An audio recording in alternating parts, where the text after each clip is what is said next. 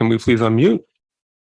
Good evening, ladies and gentlemen, and welcome to the October 18th, 2023 work session for the Town Council for the Town of Forest Heights, Maryland. The time is now 8:03 and this meeting will come to order. Madam Clerk, please call the roll. Yes, sir. Councilmember Noble. Councilmember Hines. Present. Councilmember Kennedy. Here. Councilmember Browson. Here. Councilmember Little. Here. Council President McDonald. Here. Mayor Lilly. Present, ma'am. We have a forum. Thank you.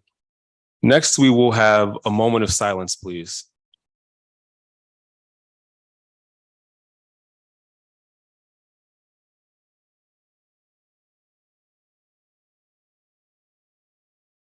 Thank you. Next, we will have the Pledge of Allegiance to the flag. Please stand. I pledge allegiance to the flag of the United States of America and to the republic for which it stands, one nation, under God, indivisible, with liberty and justice for all. Please be seated.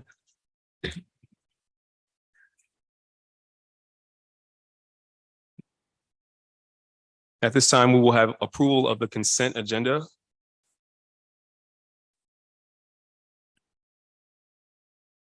I move that we adopt the consent agenda for tonight. A second. It has been moved and seconded that we adopt the consent agenda. All in favor, please signify by saying aye. Aye. Are there any opposed? I just Councilmember have- Brownson. Yeah, I just have a question. We are approving the consent agenda for the minutes that we don't have. No, there was. Councilmember Brownson. We don't have minutes for October 2nd to approve.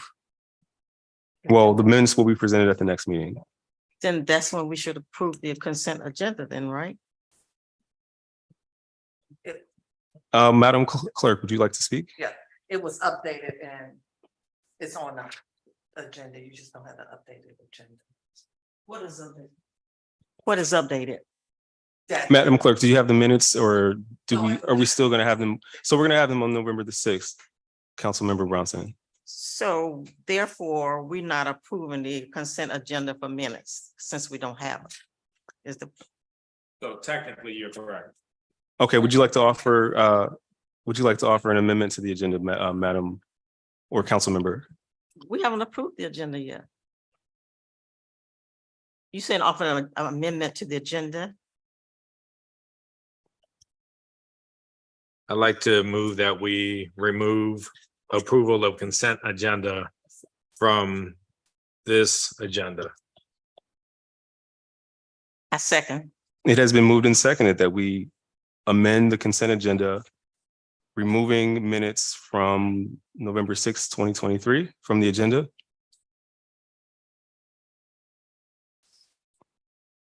Let's I'm just, sorry, removing minutes from October 2nd, 2023 from the agenda.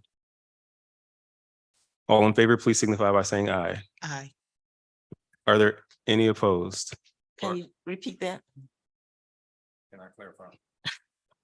Sure, Councilman Kennedy. The motion was to remove the consent agenda, period, from this agenda, because if there's nothing in it, there's nothing to approve.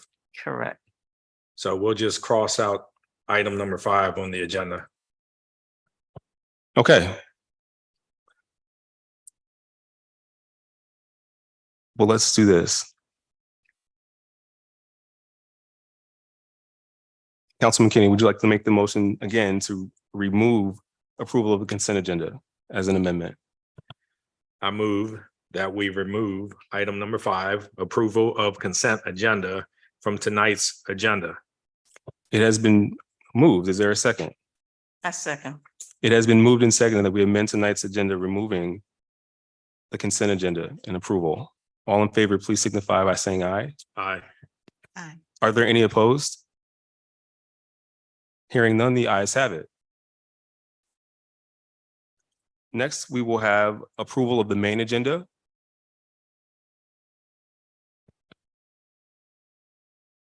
I move that we adopt the main agenda. A second. It has been moved and seconded that we adopt tonight's main agenda. All in favor, please signify by saying aye. I have Aye. a question. I have a question. Councilmember Brownson?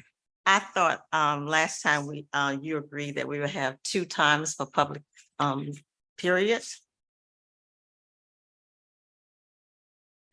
This agenda only lists 1 time as public periods. Councilmember Brownson, would you, I would like to make a motion to add a second public period at the after new business.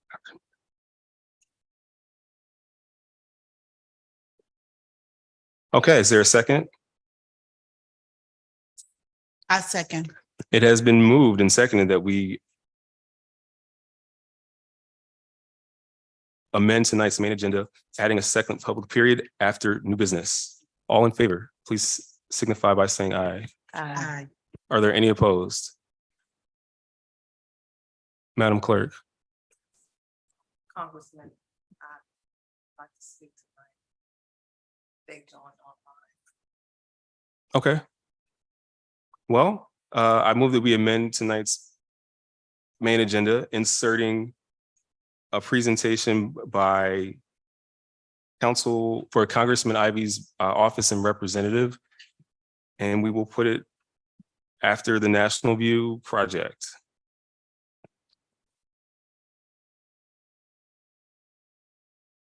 We'll do it before. My apologies. We'll insert them before the National View project. So it'll be next.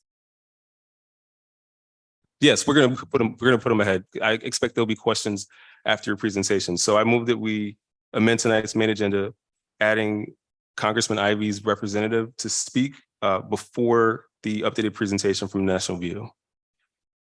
Is there a second? Second. It has been moved and seconded that we amend tonight's main agenda, inserting a presentation from Congressman Ivy's representative ahead of the updated presentation from National View. All in favor, please signify by saying aye. Aye. Are there any opposed? Okay, hearing none, we will now hear from a representative from Congressman Glenn Ivy's office. And Congressman Glenn Ivy represents the town of Forest Heights as our federal representative. Good evening. Hello, everyone. My name is Angelica Ballantyne. I am a district office administrator for Congressman Glenn Ivy here in the district. Thank you so much for having me.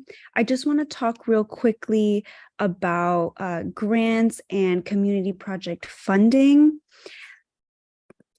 Thank you for being here, Ms. Ballantyne. Please proceed. And I would say if you have we're going to give you 10 minutes or less, if you can do your presentation in that period of time. Oh, I won't take up 10 minutes. I'll be quick. So I just want to say real quickly, so I wanted to talk to you all about next year's House appropriations process, specifically the community project funding, also known as earmarks. What's most important is that we know very little about which accounts will be available and then how much money there is for each project request until the guidance is released by the Appropriations Committee next year. So last year, the guidance was released in 2023, the guidance was released in late February. We anticipate something like that to happen in the year of 2024 as well. This year, we were able to submit 15 projects to the committee, and all of them were included in the appropriations bill. You can find more information on the projects funded and the amounts on our website.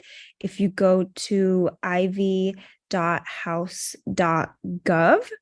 and at the top of our website, you will see that it says services, and then you will find community project funding FY 2024. Again, that is ivy.house.gov. And then you will go to services and community project funding fiscal year 2024. We also have a grants person in our office, Ethan Sweeps, who also hosts office hours in regards to grants, earmarks, etc., every Tuesday and Thursday. So if you have any specific questions on any projects you're looking to get funding for, we do have those office hours listed on our website. We also have a grants newsletter available, which you can also find on our website. We send out a grants newsletter every Friday at 5 p.m. on the dot with any new updates, webinars, and as well as the contact info for Ethan Sweep in case you have any specific questions or need help finding an earmark specific to your cause. Again, thank you so much for having me.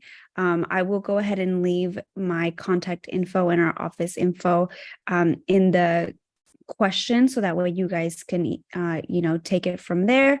I know Ethan has multiple contacts, so he will reach out again with this information. But again, my name is Angelica Ballantyne from the Office of Congressman Glenn Ivey. And thank you so much for having me.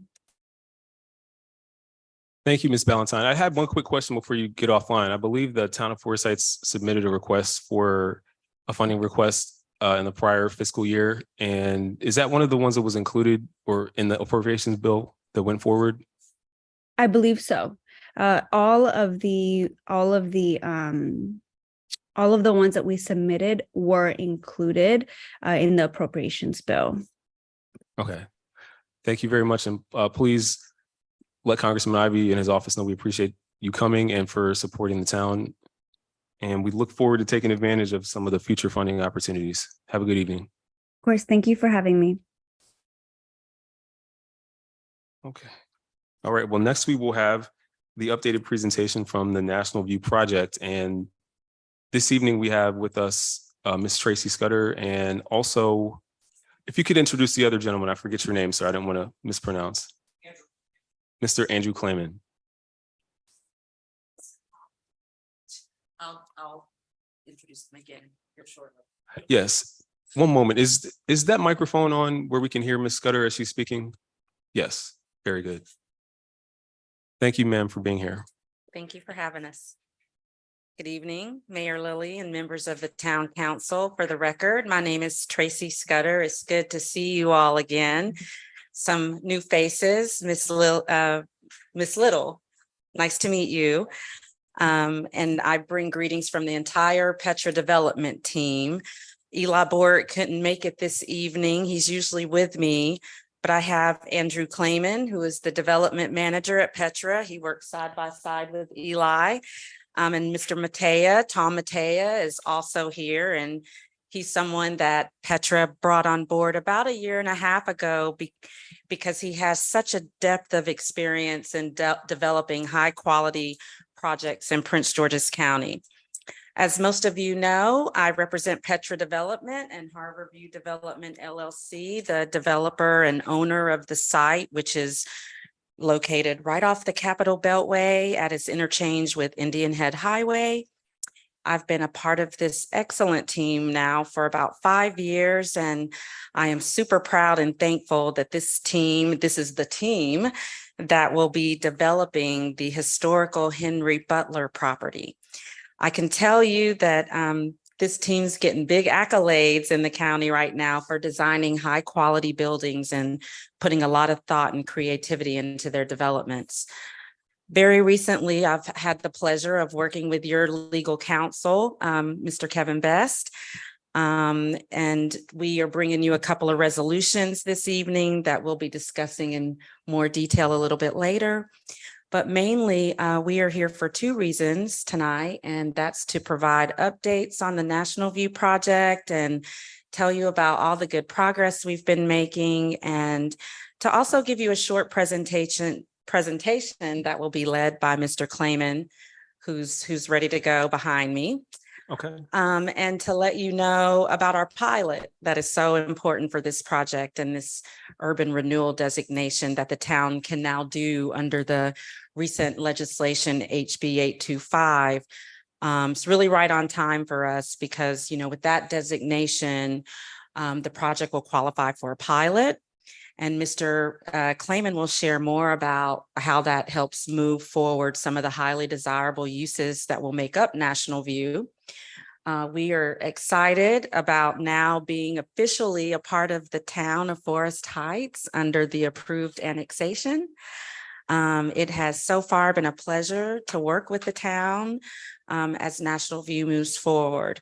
And just to give you, I know for Ms. Little's benefit, and there's maybe a few more new faces that haven't heard about the details of this project. So just a little background.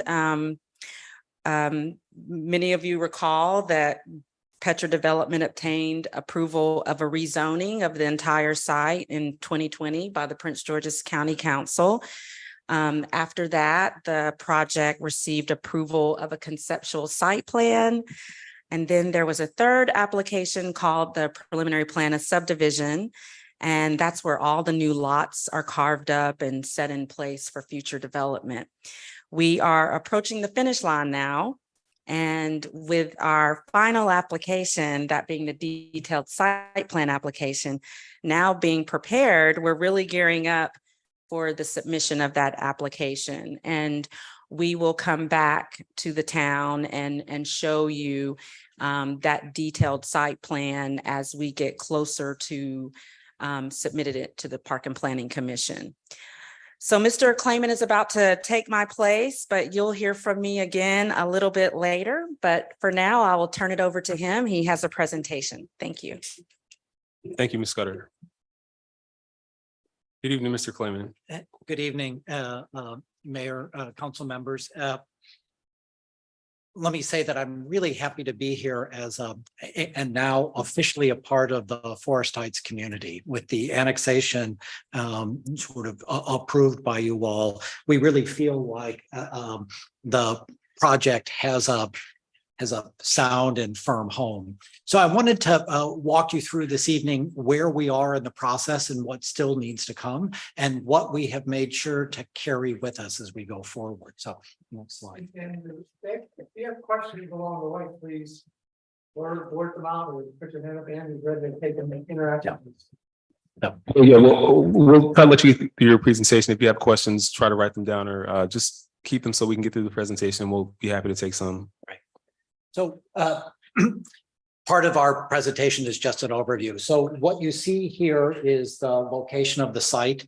It is a funny little sliver of land and that has a ridge, a high point at the on the southern edge, dropping down to a low point at the northern edge. And you can see where it sits, sort of across from the Tangier outlets and MGM National, and I think that'll come into play a little bit farther along. Next slide, please. So what we recognize is the unique qualities that this land offers, which is really some spectacular views and visual connections back to DC, but it also offers DC views back to Forest Heights. And we hope to be a marker for the community in that regard. And you can really see how it's positioned here in the greater metropolitan area. Next slide, please. So one of the things that we have kept in the foreground is both the historical components that exist on site and the myriad of trail systems that move through the property. And we intend to enhance those and keep those connections and really make them part of the project going forward. And you can see here some of those historical routes and pathways. Next slide, please. So the project in its conceptual site plan, and as we are moving forward, the detailed site plan has 6 buildings. The starting north, moving south on this map, the 2 buildings that are in green, those are age-restricted senior housing. The farthest north one, we hope to be the one that is accommodates low-income senior residents. And that's a critical piece for us. The blue ones coming up the hill and moving south are market rate units. And the the final one, which is there in a kind of gold or yellow, right now, that can either be hotel or residences. And we are looking to see which one is a better fit as we move through the detailed site plan. So those are 6 buildings moving up the hill, and the images, the black and white images on the green background are the conceptual site plan massing of it. So some of these buildings will be a little taller where they're on the hill, a little lower where they become adjacent to the existing Forest Heights neighbors. Next slide, please. So I just wanted to highlight both some of the project components and some of the public benefits for the project itself. So as we said, we have senior housing, both market rate and low income. That's our intention. We have market rate housing. We have a grocery store identified and designed in, and that would occur in the second building. We have a daycare that occurs in the fourth building and sort of bookend one part of the public plaza area. We have an integrated shopping center with restaurants and retail that does include a small municipal police station as part of the project. And then all of the buildings themselves come with amenities. So we have campus-wide amenities and individual building amenities. So from a campus-wide standpoint, we have landscape public plazas. We have informational historic plaques and commemorative markers for the several historic properties that were here and the pathway that moves through it. We have landscape trails and connections, improved roadways and bike paths. And these improved roadways and bike paths aren't just on the National View property. There's a new entrance which services the national park, a new roundabout, plus the improved bike trails which extend well beyond our property as part of what we are providing under our BPIS plan. We also have a community garden anticipated. So this would be open to Forest Heights residents, not just National View residents. We have public parks with amenities and a dog park. So this is just some of the community benefits that we have held on to and kept in place. Next slide, please. So some of the images of community gardens and walkways and dog parks, just to give you an idea. Next slide. And this is the one that we also hold. So this is a view back looking towards Forest Heights. You can see the MGM on the right-hand side. What we have done is highlighted the National View projects on the left. And these would be the taller of the projects right at the high point of the hill. This would not only frame the entrance into Maryland from the Virginia DC side, but it marks the presence of Forest Heights as one of the key gateposts in that gateway, which we think is an advantage. As I said, views in and views out as we go through this. So this is the update of where we stand at the moment. We are, and this is from the conceptual site plan. These plans are being developed in greater detail and refined, both the community aspects and the buildings themselves. And as we get towards a detailed site plan submission, we will come back in and update you on the progress we've made and the way in which this has fleshed out as part of that process. And of course, once the detailed site plan goes in per our annexation agreement, we will come back again to Forest Heights for your review as well. To give you a broader idea of the process, once the detailed site plan is approved, the preliminary plan of subdivision, the plats, will then be codified and set in place. And we will begin to work on the engineering drawings specifically to get us to a fine grading permit so that we can start the construction. And it's the fine grading permit that's based on that detailed site plan that really allows us to move forward. As the fine grading permit goes and the site is organized to accept the buildings, we would follow up with the first of the first one or two buildings right behind that.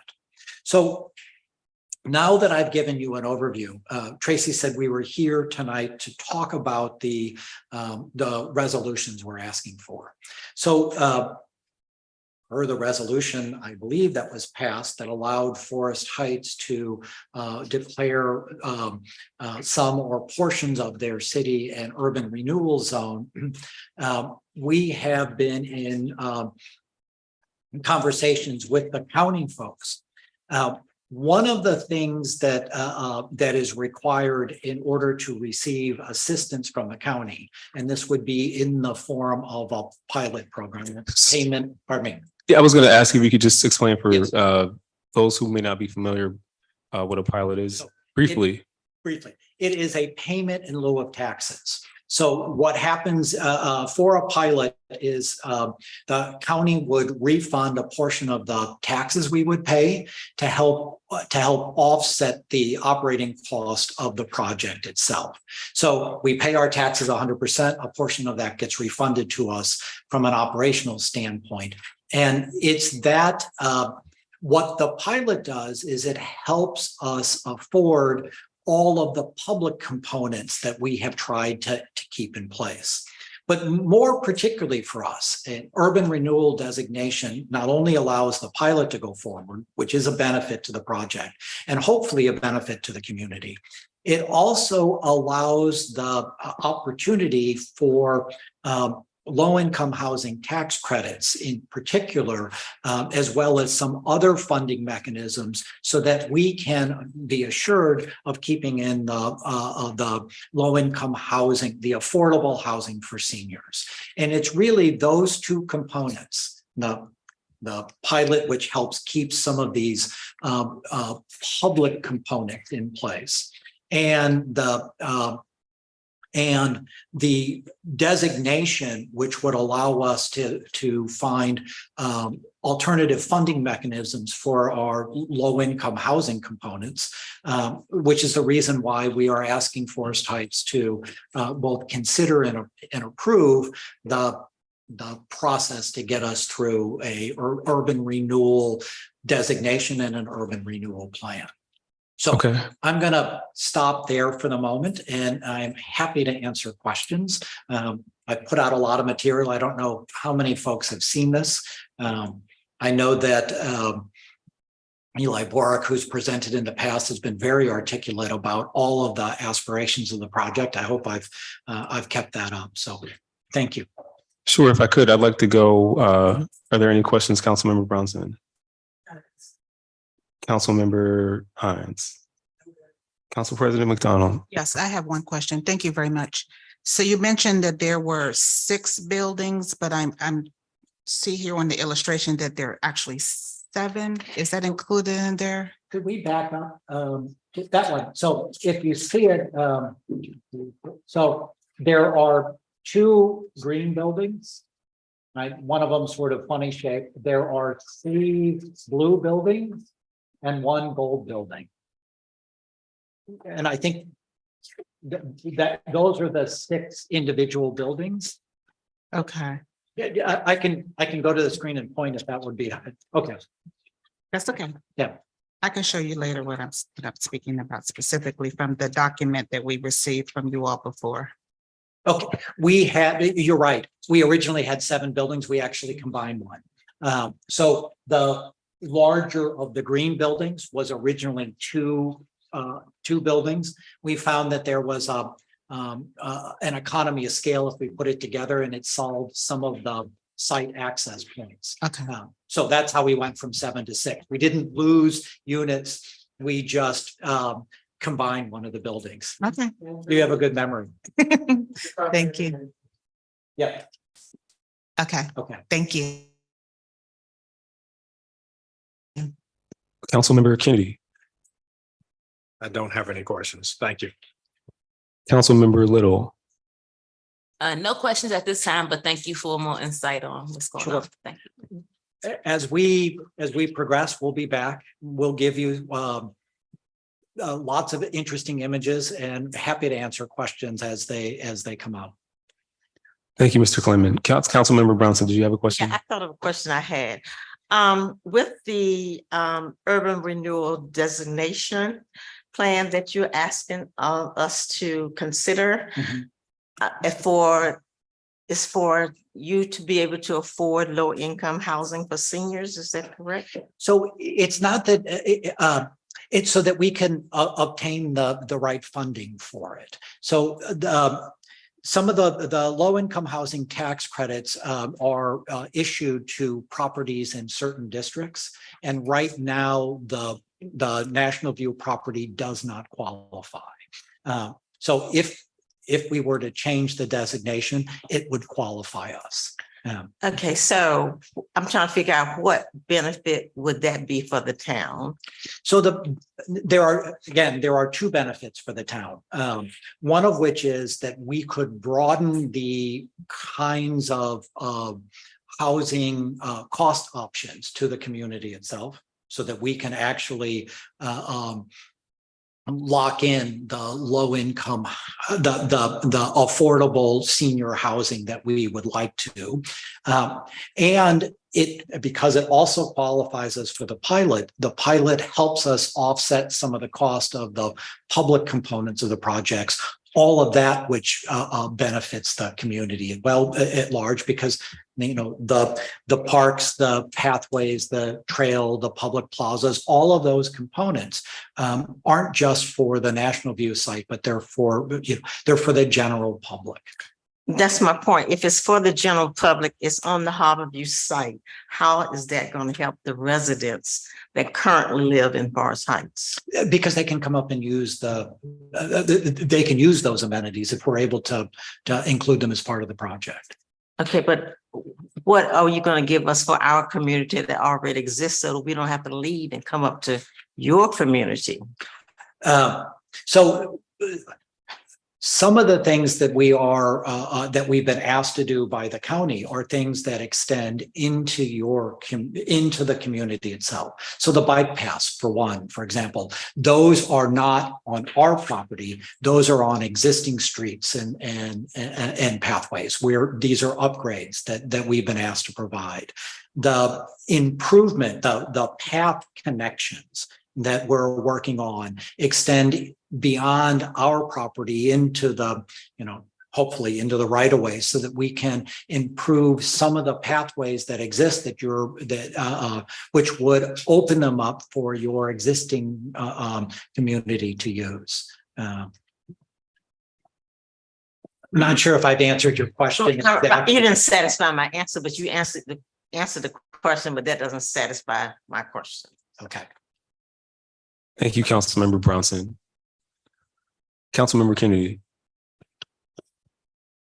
All right, so the pilot program, payment in lieu of taxes. Mhm.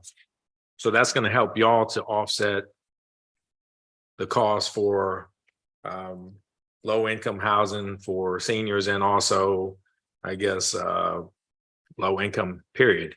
How long is that slated for? Is that going to be something that's 5, 10, 15, 20 years? And after that, it go back to fair market value? It does. So at that point, it's I believe it's a 15-year time frame. So the pilot comes on, it runs, and it really helps through the initial lease build up, lease up, and stabilization. And then at the end of the pilot's term, the taxes go back to 100%.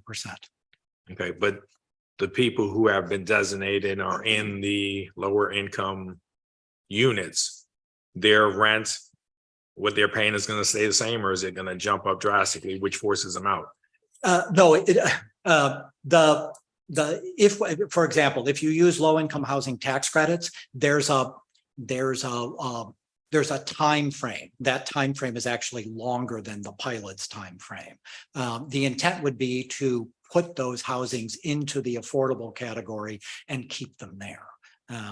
it's not keep them there for 5 years, change the price structure. This is I believe, LIHTC funding is a 20-year timeframe. But that was the intent, was to, the designation would allow for these funding mechanisms that would make affordable housing more affordable for us to include. And it would allow for the pilot to be offered for this project. Thank you. You're welcome.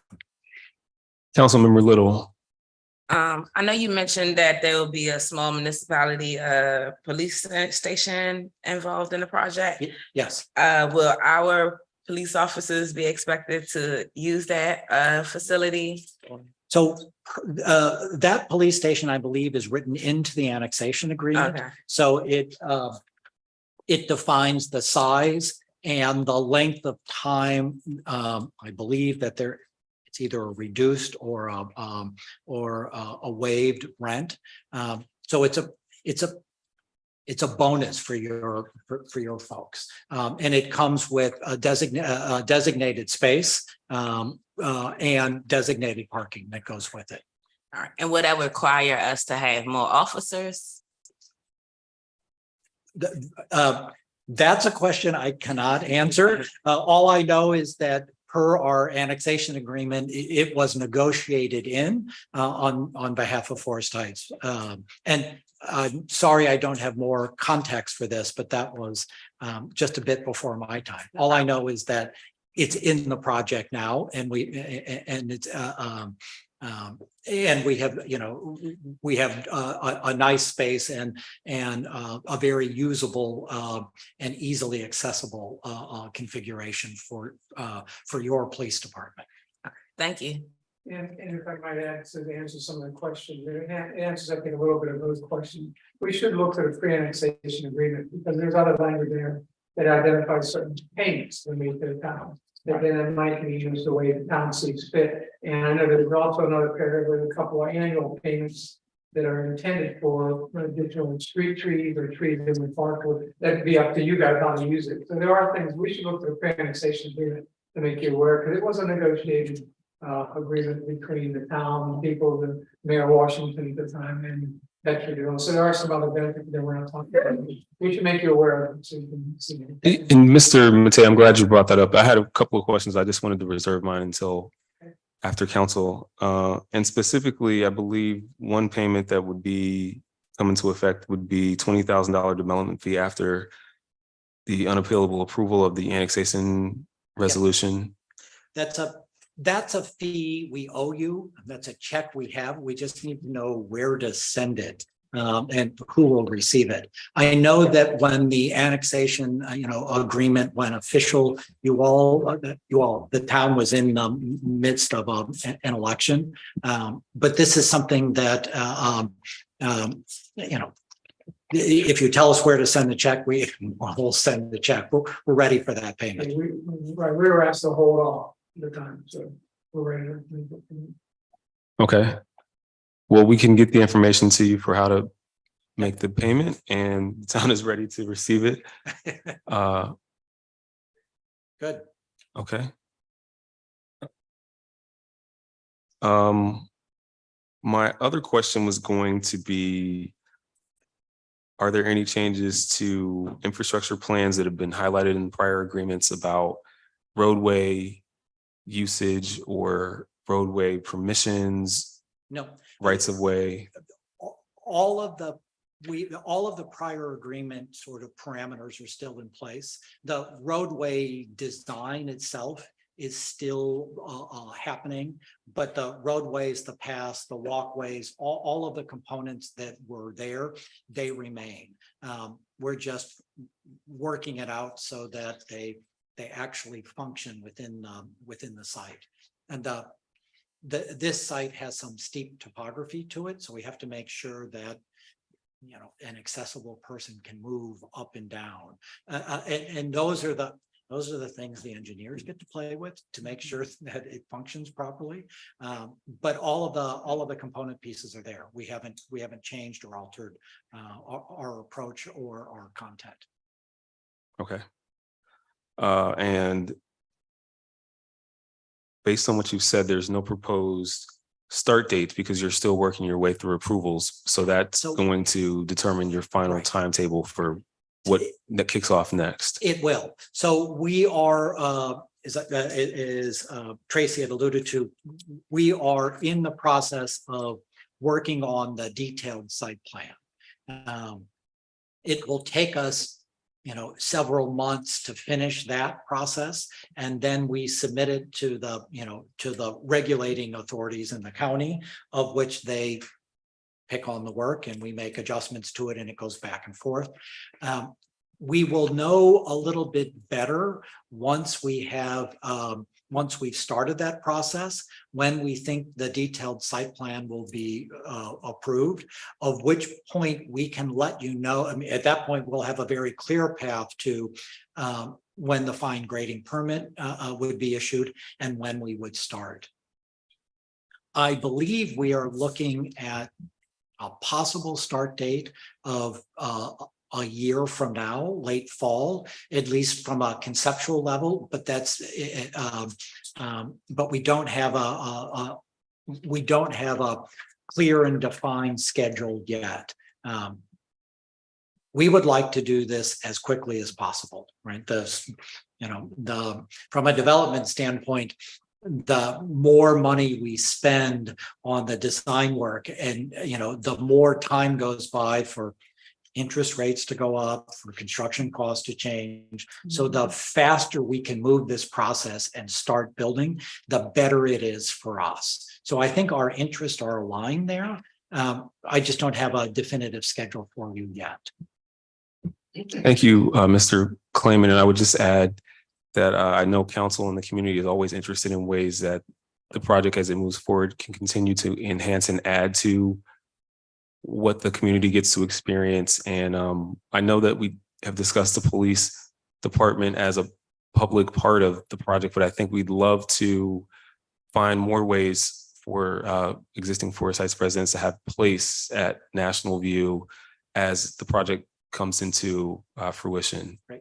Well, let's wait and see where we are as the design develops, and you might see some of those connections show up. I keep my fingers crossed that they do, but I believe there are ways to integrate. There is one more piece that Tracy had alluded to, which is really the urban renewal designation process, which I think would be beneficial to hear her speak to. Because that's part of our informational tonight. So if I can, if you're finished with me, I'll step away. One more thing, as you're thinking about ways that the community can be enhanced, I would say specifically youth and seniors are two of our target populations that we really care about deeply, and that we have a lot of need to nurture and to have space for and opportunities for. So thank you for the presentation. And Ms. Scudder, if you could give us, can you do a 2 to 3 minute? Oh, sure. Wrap up. And I'll just piggyback on what you were saying about the seniors and the affordable senior housing, because when we first started meeting with the town, Mayor Mohammed was still here with us, and she used to always talk to us about her concerns for the seniors that live in the town. And she worried about them being able to age in place or having housing suitable for their ages and incomes. And so I think that's one of the reasons why Andrew kept highlighting, the affordable senior component, because that was, very important to her. But I'll be very quick here. Before you are 2 resolutions to designate National View site as an urban renewal area. We're recommending that the council take these up in a 2-step process. First, there's a resolution that approves an urban renewal project and plan.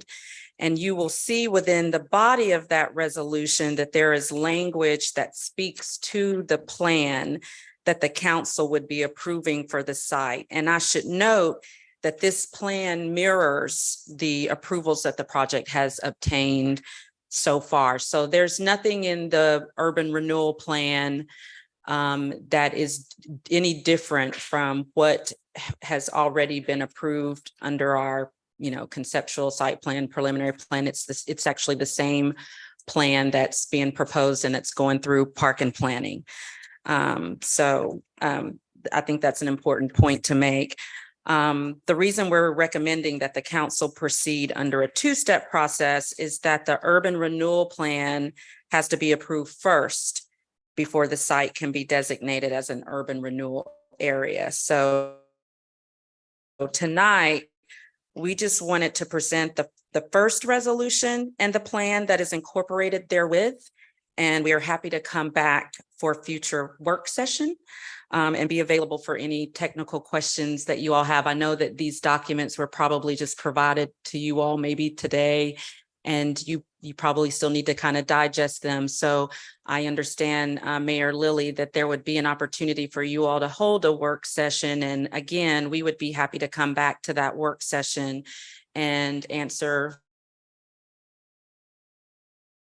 any questions that you all have about that first resolution that would approve the actual urban renewal plan. And then the second part of the process would then be to approve the second resolution, which would designate the National View site as an urban renewal area. So that's the sort of two-step process that would be before the council. Okay, well, thank you, Ms. Scudder. You're welcome. Thank you to the Petro Development team for presenting today, National View team. Of course, anytime.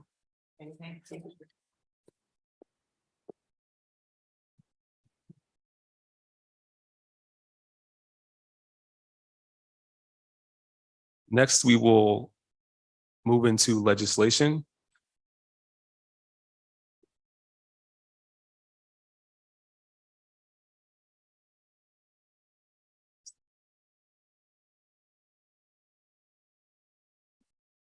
This evening, we have Resolution 85-23. This is a resolution to approve certain change orders for contract with Calvert Constructing LLC for emergency repairs of necessary work at Shawnee, Satcham, and Seneca Drives associated with the Arapahoe Drive and Seneca Drive sinkhole projects, and to amend fiscal year 2024 budget to provide for unforeseen expenses due to the subject change orders. This is introduced by myself, Mayor Lilly.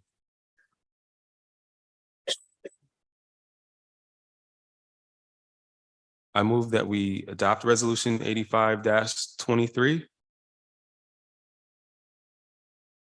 I second. It has been moved and seconded that we adopt Resolution 85-23. Discussion.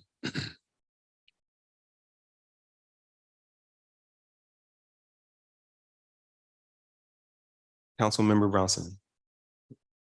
You can do it. I can give. I thought I remember when we initially approved this project, and the questions were asked, there won't be any more additions to this, no change orders. And I thought we were guaranteed that there wouldn't be any change orders. Anything that needed to be done will come in the contract that was already given. So for me, this seems like a recurring event for projects. Every time we have projects, there's always change orders, more money, more money, more money. And we get, the contractors seem to underbid so they can get the bid. And then they start the work, and then there's always a change order. We need more, a little bit more. They should ask for what they need in the beginning and tell it like it is. I think that they're trying to fleece the town of Forest Heights. That's my comment. Thank you, Councilmember Brownson. Councilmember Kennedy.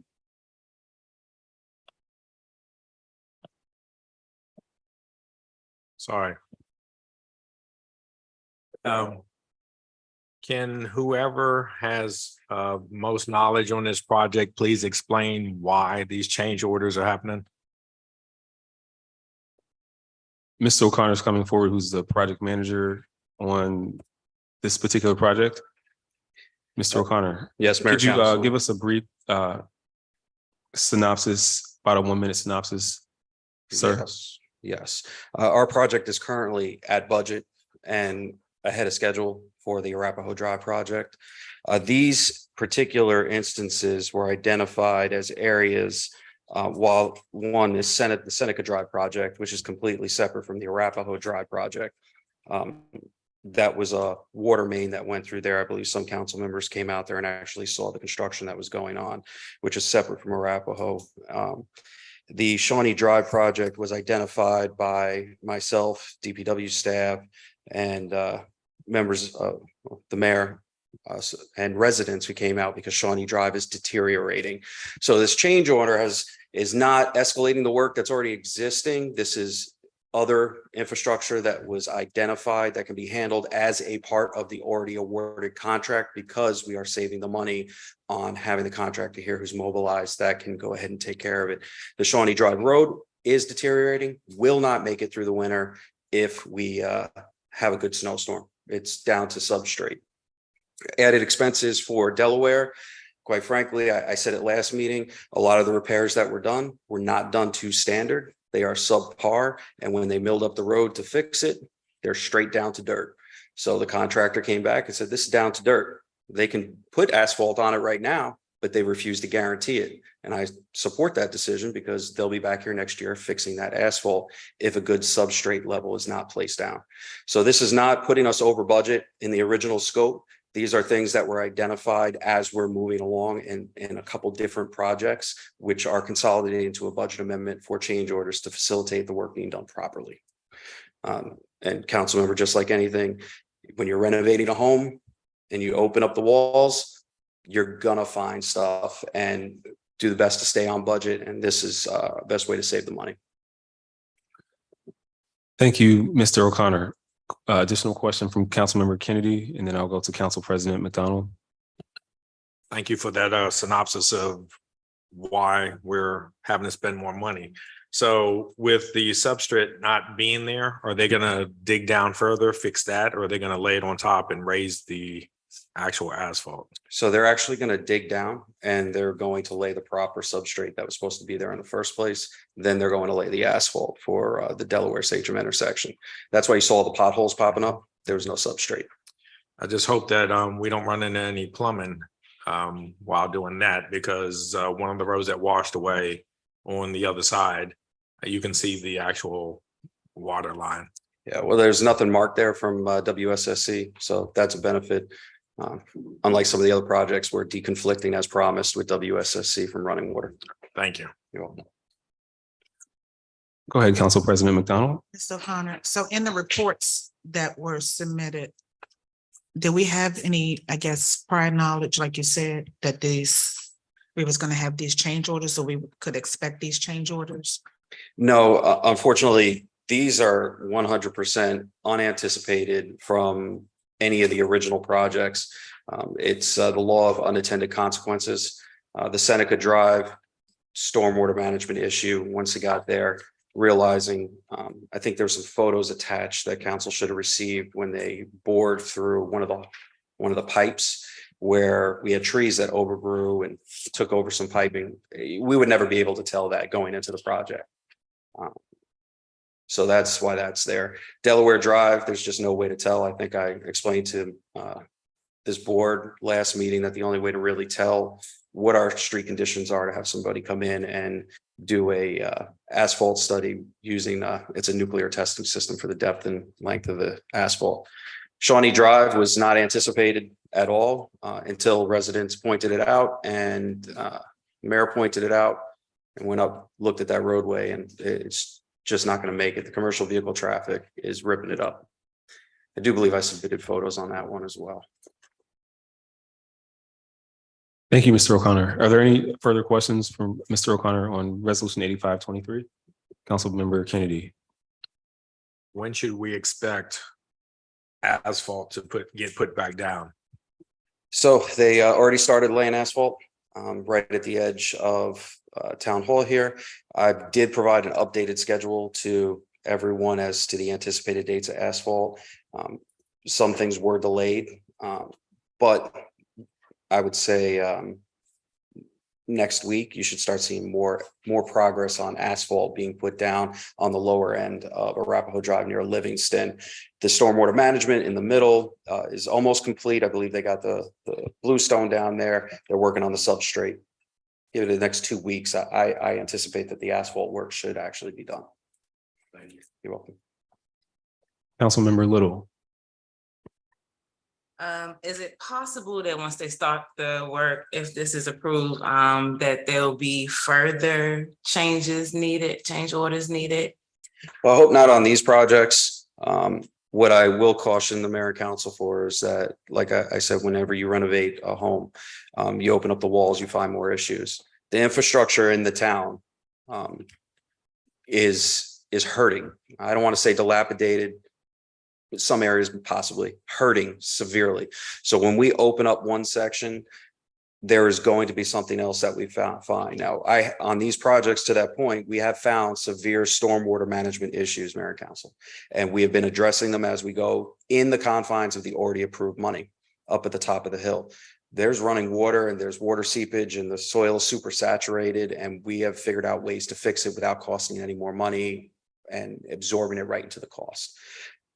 It's just the nature of construction. It's the nature of it, especially old infrastructure. So I will not make any guarantees that if we open something up, we're not going to have a can of worms or Pandora's box, especially as we move to the next side with Cree Drive. Council President McDonald. So, okay, I guess I'm just trying to understand, Mr. O'Connor. So when you go in, when we go in and open up these structures, are we opening them up to fix something or to create a new path to something? Because sometimes when we know that we're dealing with rock and sedimentation to old buildup stuff, it's better left undone. I mean, it's better left the way it is. So I'm just trying to get clarity on that. So if it ain't broke, don't fix it, right? That's kind of where we look at it. However, when we're going, we're not trying to go in here to fix a problem to create a problem, right? I think that is, if that's what you're asking, we're going in to fix the original problem that exists, like stormwater management. And what we're finding is that the problem we're seeing on the surface is indicative of 3 other problems that were never addressed in the past, or shoddy work that was done previously that has to be fixed. For a prime example of that is off Blackhawk, there's trees and an area that's overgrown. We have 2 stormwater management drains. Those drains are going to have to be, a simple solution is we're going to try and go ahead and basically bore the pipes out to make the water flow. But we know that that's a simple solution, but it's not the long-term solution.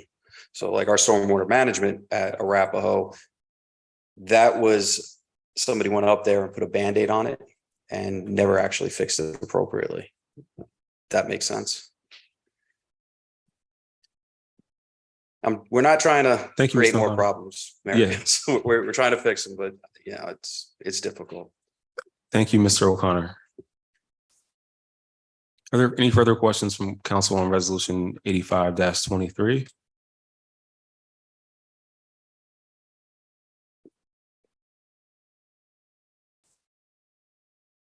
So to summarize, I'm glad you mentioned that, Council President McDonald. So across the 3 streets that have been identified, the change will be a total of $49,000.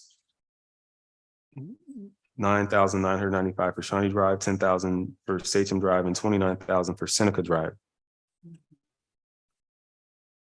And this is a project that is funded by one of the capital improvement or infrastructure bonds. So these funds are going to increase the line item 9015-8042 debt service for street improvement. That's where the funds are being transferred to. Yes, Councilmember Brownson. You said bonds. Does that mean we borrowing the money? That means that the town borrows the money and repays over a period of time. Correct. So my question is, why do we take on so many streets at once? Well, Councilmember Brownson, I don't know if I would classify as so many, however, we. No, if we borrowing money that. we're Well, gonna one have- reason, and let me get to the heart of your question. We have a bond that was issued in 2018 that the town had not taken advantage of. And so the interest payments on the bond began this summer, whether we began to use the money for projects or not. And streets were identified that had issues that could be fixed within the scope of what the bond proceeds were. So let me try to understand, you saying if you don't, if you have a bond and interest become accrued, even if you don't use the bond. So there's no way you can rescind the bond, so you got to spend the money and pay the money, use the money and pay the interest on it. That's correct, Councilmember Bronson. Okay. And as you know, I believe residents have been waiting a long time for some of the repairs. So we wanted to include as much as we could with the amount that was outstanding for the town to use. How much was the bond? Million. No. Well, we can get the exact answer to the original bond amount. It was issued a number of years ago, applied for under Mayor Mohammed. I believe that it was in that neighborhood. We can get an official answer and have it sent to council at a later time. Okay, so I'm hearing no further discussion. If there is none, Madam Clerk, can you please call the roll?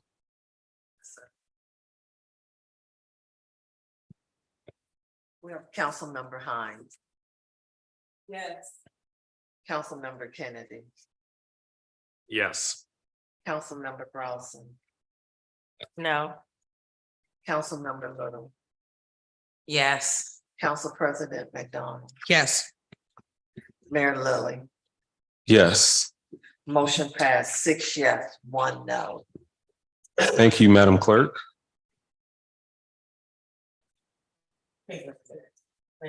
That's 6 yes and 1 no makes 7. It's only 6 of us here.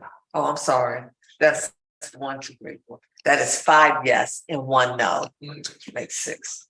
Thank you, Councilmember Bronson. Yes, I wrote it. So, I also write the votes down yeah. as well. So thank you for catching that.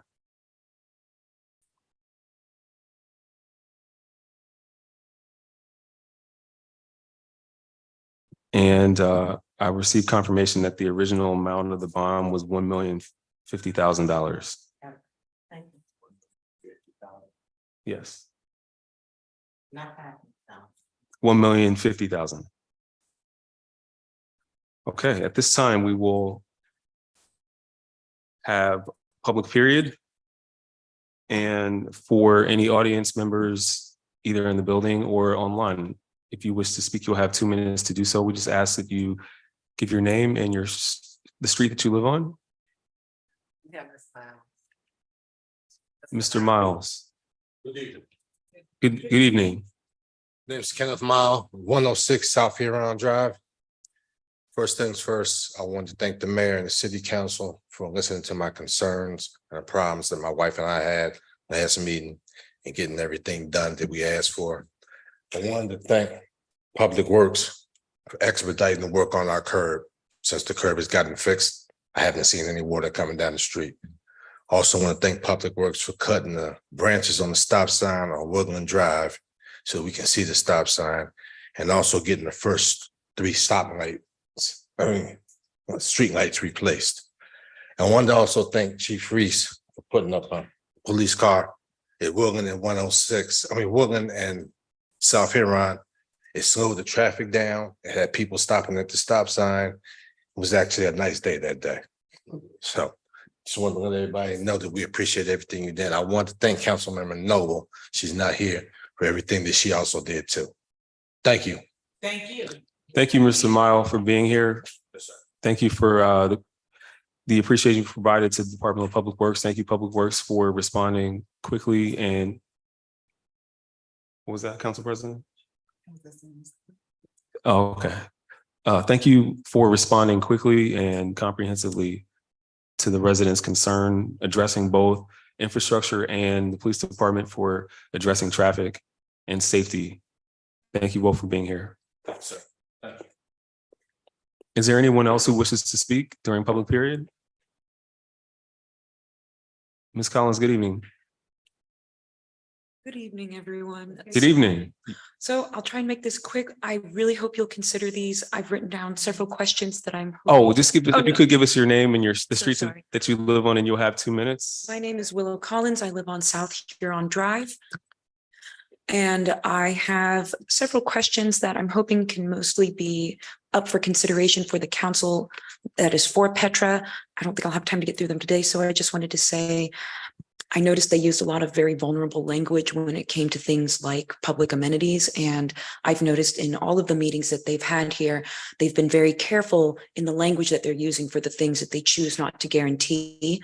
And my hope is that in the future, we can begin asking them questions in which they can put down assurances that we might be able to actually write into contract later, especially as we're transitioning over into the detailed site plans.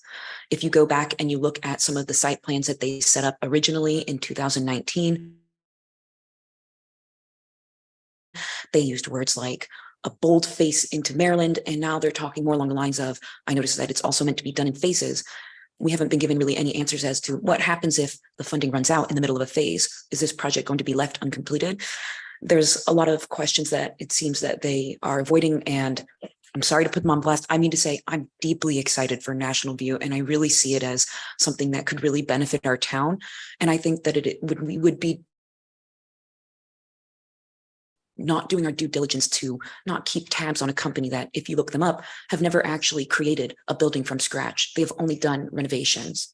And it's just little things like this that I think bear keeping in mind when we're asking them questions. And I do appreciate the kindness and the gratitude that you guys show to them. And I do feel that it is our duty as the town to make sure that they're keeping to this message that they're originally selling to us. So that's mostly what I wanted to say. And I was hoping perhaps I could pass these questions on. Yeah, the clerk will distribute them to council. Thank you so much. Thank you, Ms. Collins. I think you have captured very well what the council feels. This is a community project, so we want the benefits to be to the community, and we also invite residents to speak candidly about your concerns and to help council to convey them to the Petra development team. And it's great to have a resident who's doing extra research and looking at other blind spots and different components of the project that maybe we're missing. And so, yeah, please continue to come out and to be vocal, even outside of meetings, if you want to reach out to council to inform us and help us stay educated. Is there anyone else who wishes to speak during public period at this time? Anyone online who wishes to speak during public period?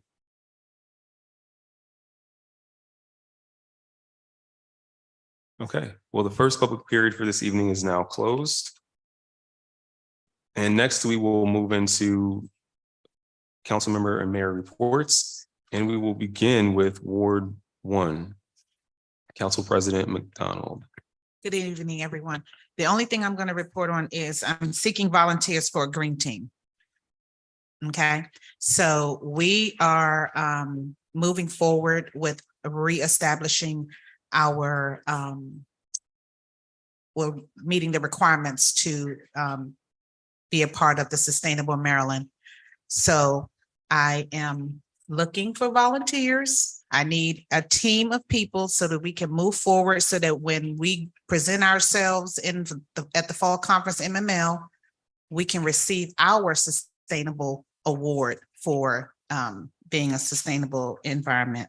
Also, I attended MML fall conference, which was very nice learning opportunity, and looking forward to supporting the town events that's coming up. I also met with the Washington Area Bicyclist Association, and we might be able to partner with them in sharing their programs with the town of Forest Heights. They offer cycling programs for individuals who are interested in cycling and things of that nature. So we're trying to bring that to the town. And they're also able to actually do training sessions as well. So I'm excited about that as well. And that's all. Thank you. Thank you, Council President. Council Member Little. Good evening.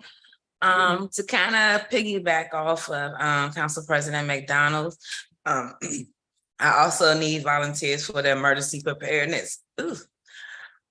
Excuse me, emergency preparedness committee. Attending the MML fall conference this past 2 days, 3 days. I realize how extremely important it is for us to have an emergency plan and just be prepared for natural disasters that may happen. So I definitely want us to work on those things. That's all. Thank you. Thank you. Thank you, Councilmember Little. Now we'll move to Ward 2 and begin with Councilmember Brownson. I have two things. One of the things I wanted to do is talk with the council about getting some time. I mentioned it earlier about establishing a weekend to have committee meetings. And I'm trying to have committee meetings this quarter. I see that the calendar is open for the weekends of November. So I would like, and I know Mr. Kennedy, Councilman Kennedy, you said you can't do Saturdays. So I was looking maybe to have 2 meetings on that Saturday and 2 meetings on that Sunday. And I noticed that the Finance Committee and the other committee, Mr. Councilman Kennedy is not on those, so maybe we can have those on Saturday. And then the other committee meetings on Sunday and do the whole weekend. So if you all would just give me your availability for the first week in November and the second week in November, so we can get on the calendar and put an announcement in the newsletter of the meeting. Also, I did get a call from a resident of the executive director of the CDC, Cynthia Mann. And she said that she sent an email to all the council people about her act of kindness to do the same type of thing that she does for mowing the lawn for seniors and disabled. And she want to do the same thing for snow removal. And wanted us to see if we could entertain the idea of giving the donation to the CDC for snow removal. And if we don't have snow, there's no snow removal, then the money would roll over to the grass cutting in the spring. So I don't know how that happens, what we do next, but it did give me a call about that. How much was she? She requesting? In the email, everybody got the email, I think it was $15,000. So I guess we would have to write a resolution and see if it gets approved. Everybody got the email, so but she called me and asked me to make sure it gets mentioned in the meeting. Okay.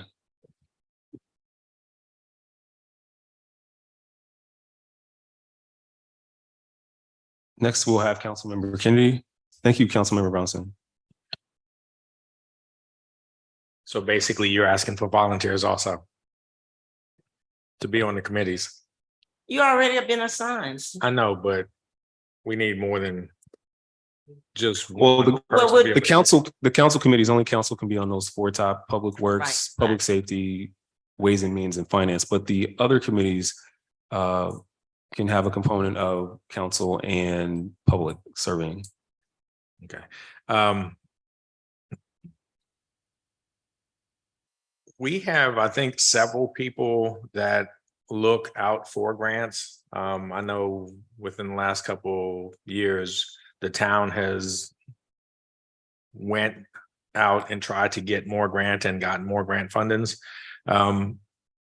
Maybe we can look for a grant that will help the CDC, because the purpose of the CDC originally, why we seeded them $100,000 was so that way they can go after grant fundings that the town couldn't go after because they're designated as a 501c3, I believe, designation. So there's monies out there specifically for CDCs.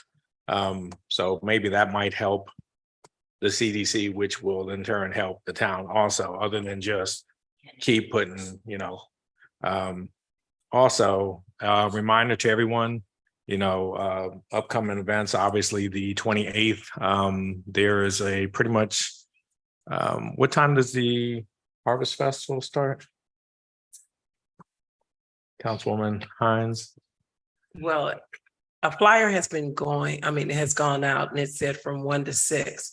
I'd just like to make an update or a correction. It's from 3 to 6. Okay, it starts 3 o'clock. Okay, so you have the Harvest Festival, which starts first, then the Trunk or Treat, and then the Haunted House. So all of this is October the 28th. Just to let everybody know in case they don't read the newsletter, don't look at the signs. Just, another avenue of putting it out there. And we would probably need a couple volunteers for both of the functions if possible. Thank you. Thank you, Councilmember Kennedy. Looking forward to those events. Next, we'll have Ward 3, and we have Councilmember Hines tonight. Good evening.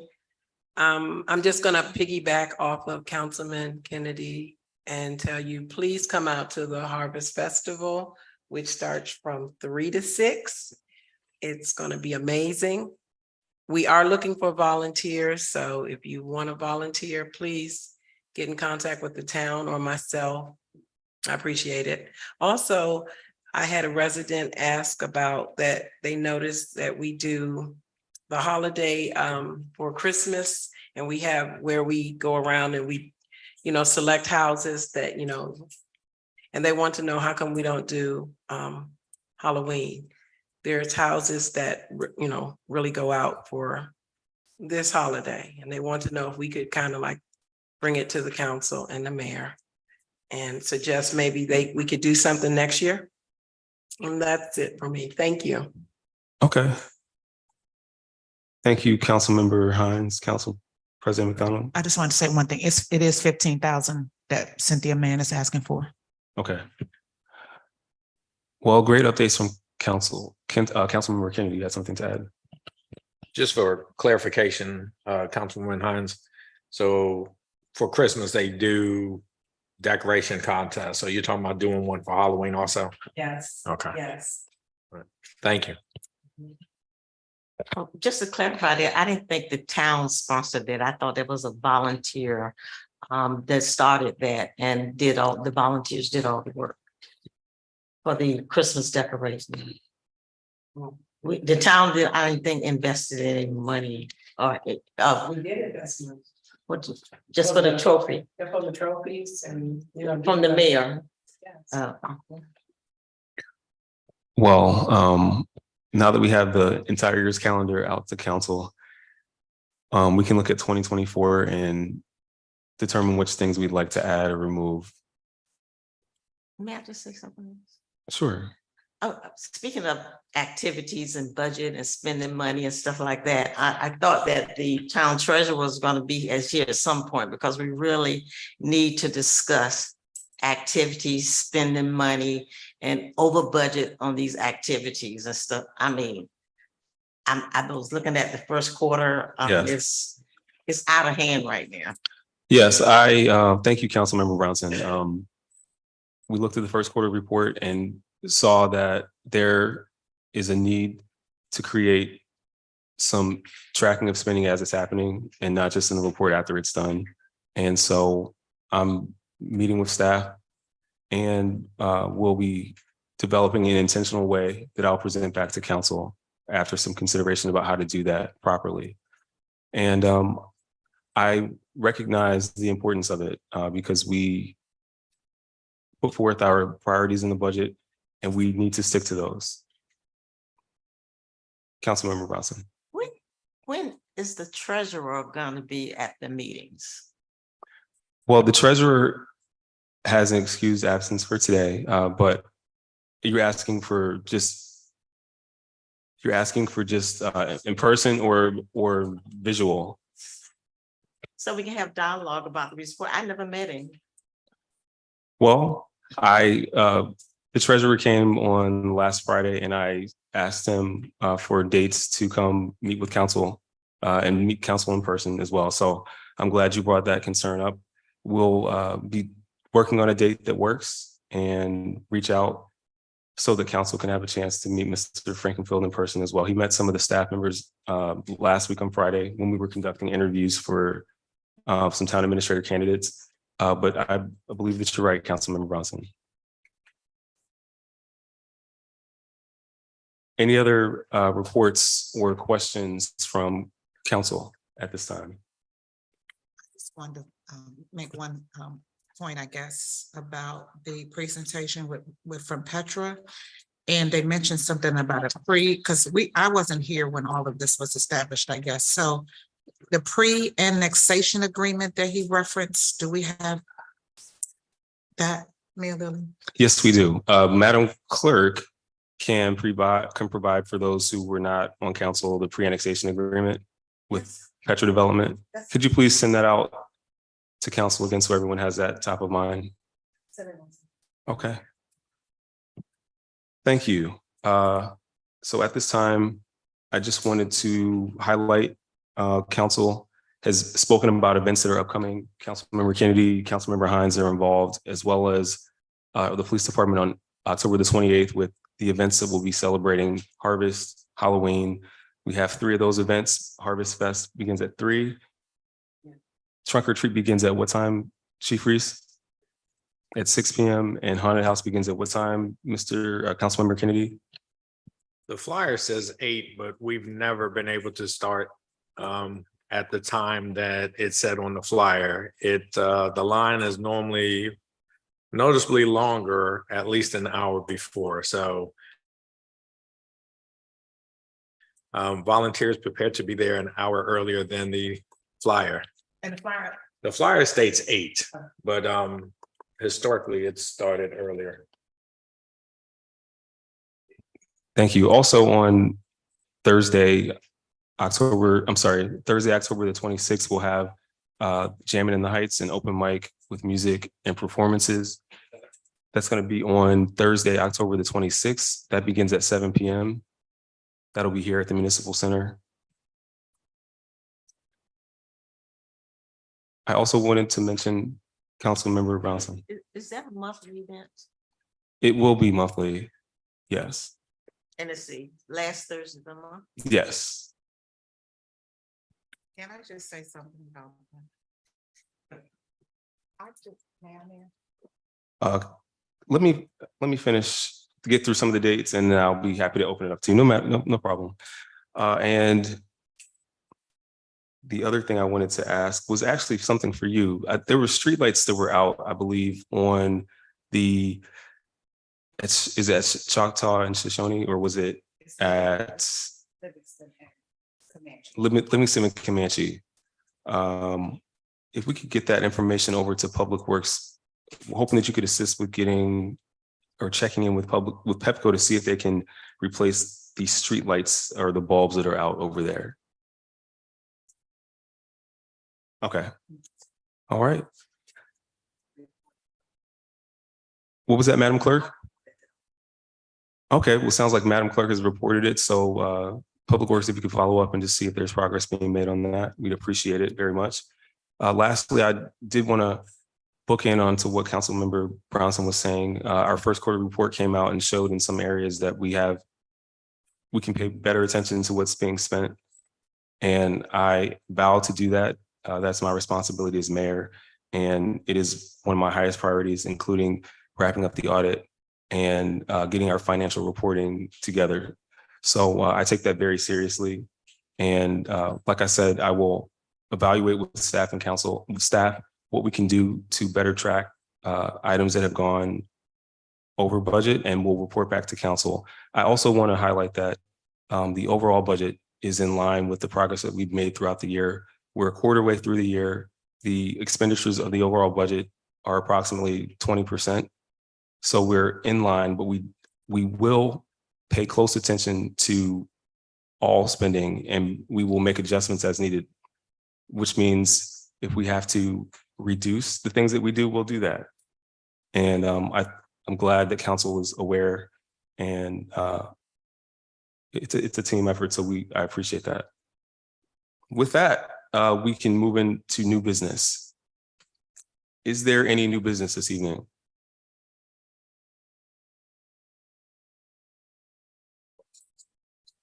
Okay, Councilmember Kennedy.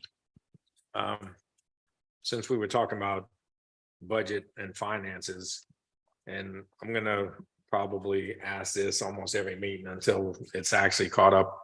What is the status of the audits? The audit is, we provided timesheets and we provided some other details related to payroll. And we have given that back to the auditor. I think at this point, there are some items that we will accept that we cannot provide and we'll ask for the audit to be closed out. So it's my desire to have the audit closed out this month. Obviously, that audit is from FY21, so there's different folks were in many of the offices that lead the town. However, in order to begin on the audits to come after and to not fall further behind, we need to close out FY21. And so it is my desire to close it out this month. And that means that we will be asking to do that. Does the auditor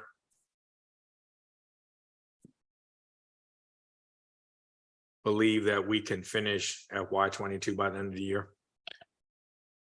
The town has engaged Mr. DeSalvo to do the FY22 audit. He does believe we can close it out by the end of the year, but that is dependent upon us getting FY21 closed out by October. So we back to December. I thought we had that accounting firm to do the audit. The town engaged UHY to do audit for FY21. That's all. Yes.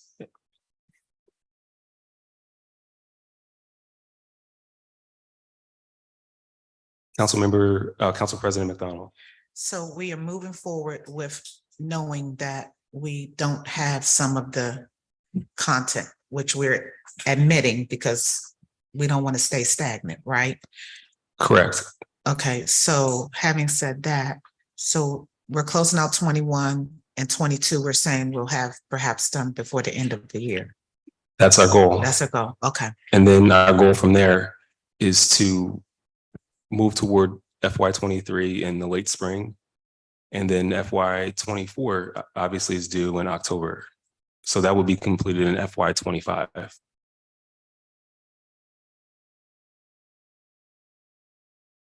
So that's really the update. It's that in order to move forward, we have to draw a line in the sand and determine when we close out the current audit. And I think that, and with council and with your feedback, I believe it's best that we move forward and get a clear snapshot of where the town is financially so we can be on solid footing. It's been a long time coming with this particular audit, and we want to move forward, I believe. So what will that entail as far as saying, okay, I can't find a record for this, I can't find a record for that? Will somebody do an analysis of some type of analysis, what you can find documentation to prove and how much that is costing or not costing? Yeah, the audit will be an opinion about general record keeping and practices and behaviors, and it may have some recommendations for improvements. But it just depends on the size of the items. And to my knowledge, many of them are not large. So. All right, well, is there any other new business this evening? Hearing none, the time is now 9:32 and this meeting is adjourned. Have a good night. Thank you.